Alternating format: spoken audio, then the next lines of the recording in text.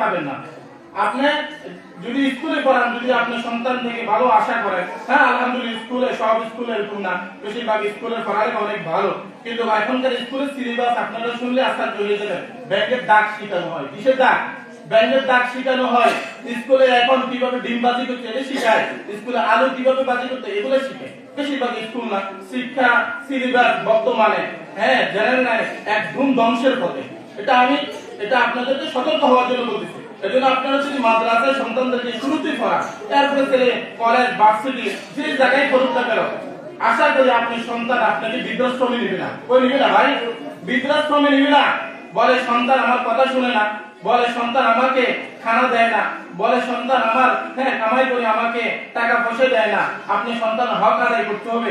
সন্তানকে যে হক আপনার উপরে আল্লাহ তাআলা দিয়েছেন, ওই হক যদি আদায় না করেন, খোদার কসম ঐশীর মতো সন্তান আপনার ঘরে জন্ম হবে, ঐশীর মতো মেয়ে আপনার ঘরে জন্ম হবে।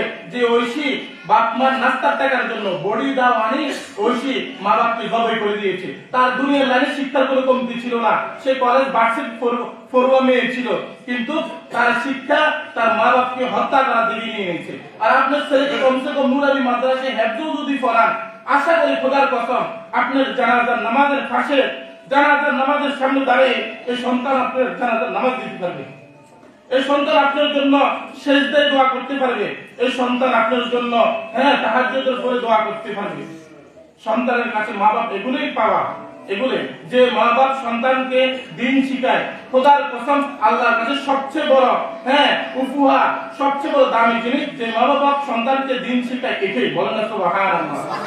আপনি সন্তানকে দিকে দিকে জমি দিয়ে গেলেন, বাড়ি দিয়ে গেলেন, গাড়ি বাড়ি করে দিয়ে গেলেন, আর বললেন সন্তান হক আদায় করছি, কোশ্চিন কালেও না।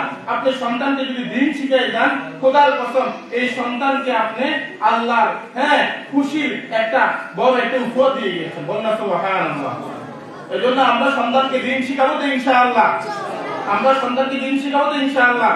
আমরা মহিলা অভিভাবক মা বোনদেরকে বলবো, আপনারা যাদের সন্তান আছে আমাদের মাদ্রাসা